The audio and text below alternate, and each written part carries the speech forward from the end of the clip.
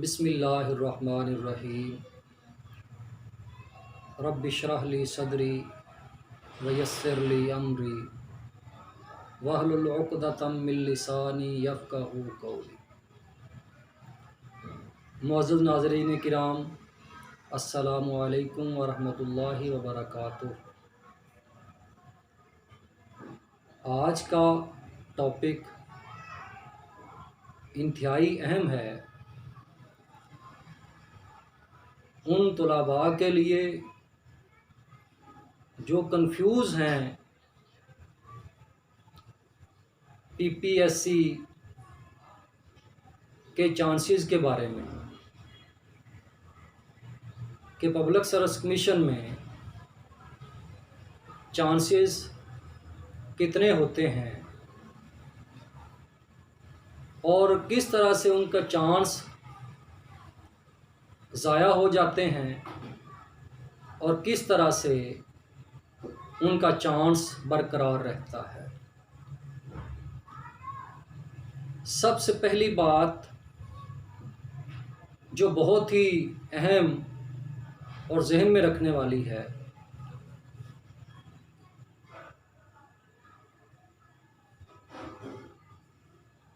कि public service commission में जब आप अप्लाई करने जा रहे हैं तो ये जहन में रखें कि हर आसामी के लिए हर डिपार्टमेंट में हर पोस्ट के लिए आपके पास 3 चांसेस होते हैं और हर पोस्ट के लिए आपके पास अलग अलग चांस होते हैं। अब उसके बाद कि ये जो 3 चांसेस हैं कैसे हमें पता चल सकता है कि हमारे चांस पूरे हो गए हैं या बकाया है। तो इसके लिए सबसे पहले जो बात समझनी ज़रूरी है वो ये है, टेस्ट में जो रिटन टेस्ट होता है उसमें पास होने के लिए 40 नंबर का होना ज़रूरी है। इसी तरह से इंटरव्यू में पास होने के लिए उसमें से 50 नंबर का आना ज़रूरी है। अब इसके बाद जब आपको ये समझ आ गई कि टेस्ट में पास होने के लिए 40 नंबर हैं और इंटरव्यू में पास होने के लिए 50 नंबर हैं, तो उसके बाद फिर आगे 5 सूरतें बनती हैं। 5 सूरतें बनती हैं, उनमें से 2 सूरतें ऐसी हैं जिनमें आपका चांस ज़ाया हो जाता है। आपका चांस, एक आपने अप्लाई किया, दरख्वास्त दी, तो आपका चांस जो है वो ज़ाया हो गया, ख़त्म हो गया। और 3 सूरतें ऐसी हैं कि आपका चांस बरकरार रहता है और आप अप्लाई मज़ीद कर सकते हैं। पहली 2 सूरतें कि जब आपका चांस ज़ाया हो जाएगा, आपका चांस, एक चांस ख़त्म हो जाएगा, उसमें से पहली सूरत ये है कि आपने किसी पोस्ट के लिए अप्लाई किया, आपने टेस्ट दिया और टेस्ट में से आप 40 नंबर नहीं ले सके, मतलब आप उस टेस्ट में फेल हो गए, 40 से कम आपके नंबर हैं, तो ऐसी सूरत में आपका एक चांस ज़ाया हो गया। आपने एक चांस अवेल कर लिया। अब उस पोस्ट के लिए आपके पास मज़ीद 2 चांस रहेंगे। अब दूसरी शक्ल या दूसरी सूरत कि जब आपका चांस ज़ाया हो जाएगा वो ये है कि आपने टेस्ट में 40 नंबर लेके टेस्ट पास कर लिया और आपको इंटरव्यू के लिए कॉल आ गई अब आप इंटरव्यू के लिए अपीयर हो गए, इंटरव्यू के लिए आप चले गए, आपने इंटरव्यू दिया, लेकिन आप इंटरव्यू में फेल हो गए। टेस्ट आपका पास है, इंटरव्यू में आप फेल हो गए हैं, तो ऐसी सूरत में भी आपका चांस जो है वो ख़त्म हो जाएगा, एक चांस आपका ज़ाया हो जाएगा। दो सूरतें समझ आ गई। पहली कि आप टेस्ट में ही फेल हैं, 40 नंबर नहीं ले सके। दूसरी सूरत यह है कि टेस्ट में आप पास हुए हैं, इंटरव्यू में आप फेल हो गए हैं, तो गोया कि आपका चांस ख़त्म हो गया, ज़ाया हो गया।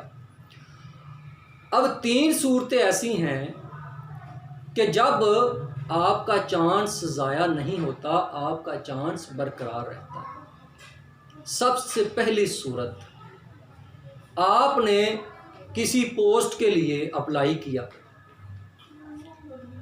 अब आपने अप्लाई तो कर दिया है, लेकिन आप टेस्ट में अपीयर ही नहीं होते।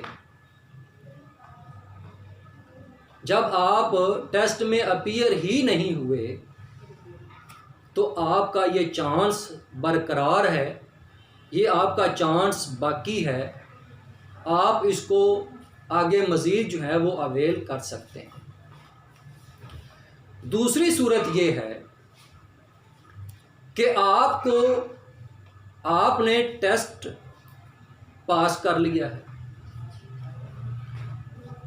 और आपको इंटरव्यू की कॉल नहीं आती, इंटरव्यू के लिए आपको बुलाया नहीं जाता। टेस्ट आपका पास है, लेकिन इंटरव्यू के लिए आपको नहीं बुलाया जा रहा, तो ऐसी सूरत में भी आपका चांस बरकरार है, आपका चांस ज़ाया नहीं होगा।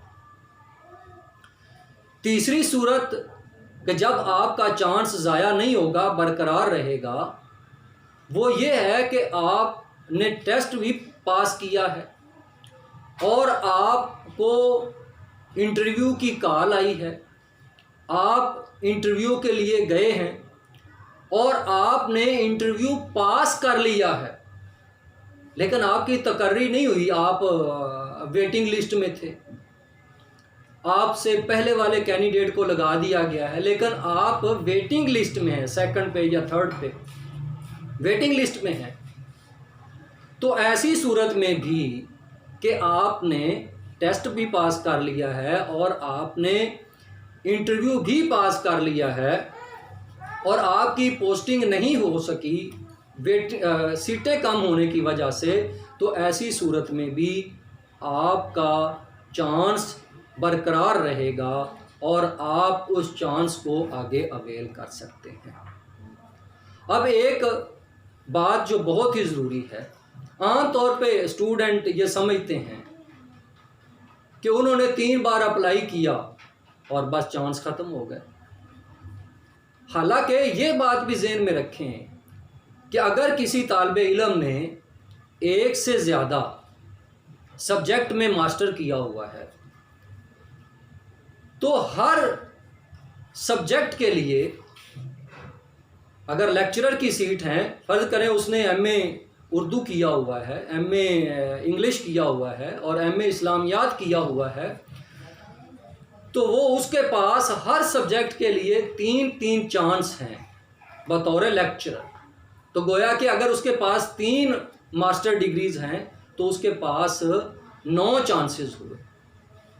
इसी तरह से अगर वो सब्जेक्ट स्पेशलिस्ट की सीट के लिए अप्लाई करता है तो हर सब्जेक्ट स्पेशलिस्ट की असामी के लिए, पोस्ट के लिए उसके पास 3 चांसेस हैं।